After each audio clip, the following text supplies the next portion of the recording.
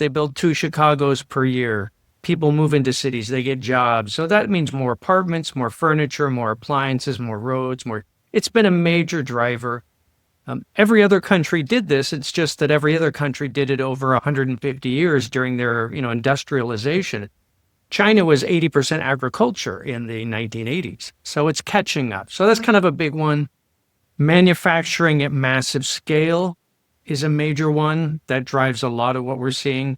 Rising Chinese consumers, there's a lot of them. They get wealthier and wealthier every year. They used to buy bicycles, then they bought cars. Now they buy SUVs. They used to buy Coke and go to KFC. Now they go to Starbucks and buy lattes, right? So they just keep moving up, keep moving up, keep moving up. We talk a lot about brain power, which I think is something that is not maybe as appreciated.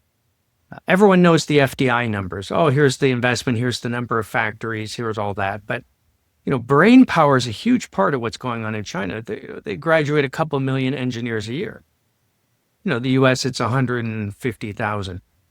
You have PhDs in everything you can imagine, material science, but not just the engineering side. There's more people that major in art and design in China than there are in economics.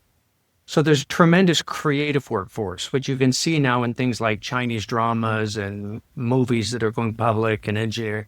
So there's a lot of very smart people at scale.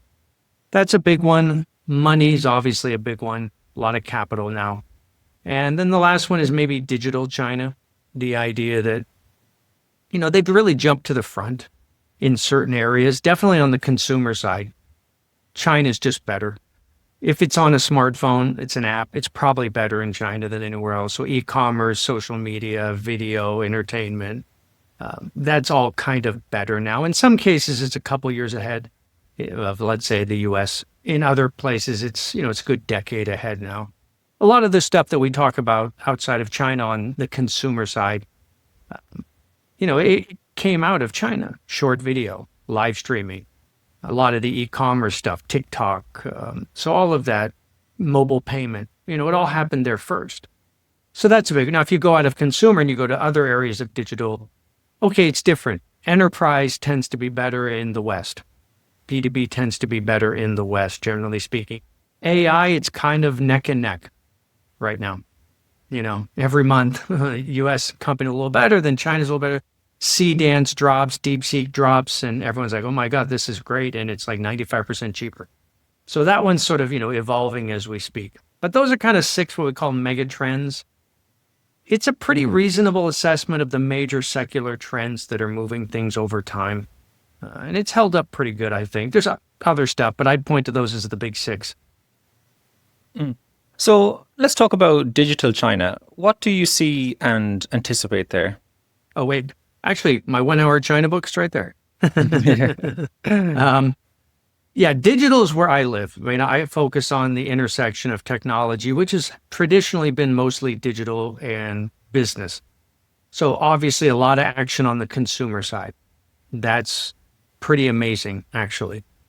So, the companies people know, Tencent, actually, right there. Alibaba, right there. JD, right there. Taobao, there. So we kind of know that story. People know those companies fairly well. Pinduoduo, Shein, Temu, things like that. That story's been pretty good for a long time. Things that are maybe changing in that regard are logistics kind of became a big deal. That's Cainiao, which is Alibaba's logistics business. Smart logistics, moving things around very, very quickly in this world. If you're on JD in China, you can get everything within about 11 hours, pretty much. They call it 211. If you order by 11 at night, you get it the next morning. If you order it by 11 in the morning, you get it that day. For JD, that is now standard service. It's not a premium. It's not special.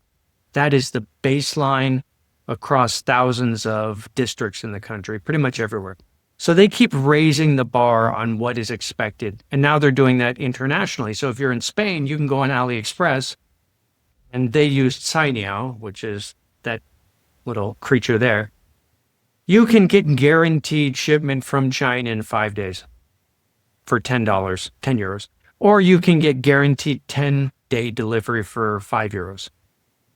Nobody can match that, not the guarantee. So to do that sort of stuff, you had to build a smart logistics network over a decade. They've done that.